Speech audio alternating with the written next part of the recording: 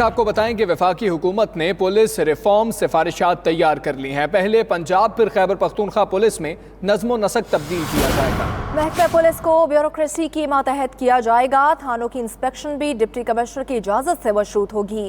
Police کارکردگی کی monitoring کے لیے سیاستدانوں کو بھی ذمہ داریاں دی جائیں گی۔ ذرائع بتاتے ہیں کہ پنجاب پولیس نئی تجاویز سے سخت نالاں ہے۔ آئی جی پنجاب نے نئی تجاویز پر تحفظات سے اہم شخصیات کو آگاہ کر دیا ہے۔ وفاقی حکومت نے پولیس ریفارمز کے لیے سفارشات تیار کر لی ہیں، جس کے بعد سب سے پہلے پنجاب اور پھر خیبر پختونخوا میں نظم و نسق تبدیل کیا جائے گا۔ پولیس ریفارم سفارشات کے مطابق جہاں پولیس کو بیوروکریسی کے ماتحت کیا جائے گا، تو وہیں تھانوں کی انسپیکشن کو ڈپٹی کمشنر کی اجازت سے مشروط کیا گیا ہے۔ جبکہ دوسری جانب ہائی پاور کمیٹی سفارشات پر وزیراعظم کو امریکہ سے وطن واپسی پر تفصیلی بریفنگ بھی دی جائے گی۔ لاہور سے دیکھیے میاں شاہد ندیم کی رپورٹ۔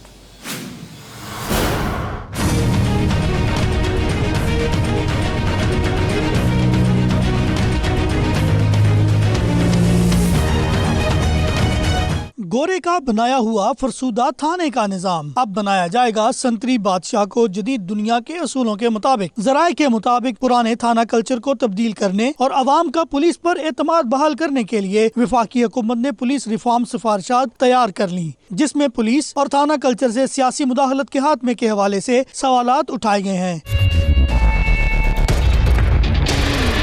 ذرائع کے مطابق نئی سفارشات میں پولیس کو بیوروکریسی کے ماتحت کرنے اور کارکردگی کی مانیٹرنگ کے لیے سیاستدانوں کو بھی ذمہ داریاں دی جائیں گی۔ سفارش کی گئی ہے کہ صوبائی پولیس کے تحت شکایات درج ہونے اور ان کا ازالہ کرنے کے لیے اتھارٹی قائم کی جائے، جس میں موجود متعلقہ افسران کو سو موٹو ایکشن لینے کا اختیار بھی ہوگا۔ دوسری جانب افسران پولیس کی خلاف ورزیوں کی تحقیقات اور دیگر معاملات کو بھی مانیٹر کریں گے۔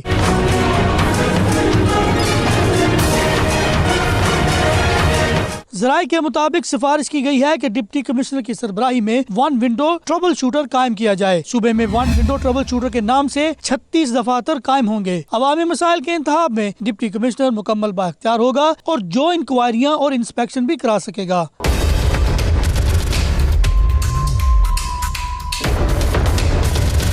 ادھر پنجاب پولیس نئی تجاویز سے سخت نالاں ہے۔ ذرائع کے مطابق آئی جی پنجاب نے نئی تجاویز پر اپنے تحفظات کے بارے میں اہم شخصیات کو بھی آگاہ کر دیا ہے۔ آئی جی پنجاب نے یہاں تک کہہ دیا ہے کہ اس مسودے کے تحت کام نہیں کریں گے۔ ساتھ ہی رپورٹر شمس نوید بھٹی کے ساتھ میاں شاہد ندیم 92 نیوز لاہور۔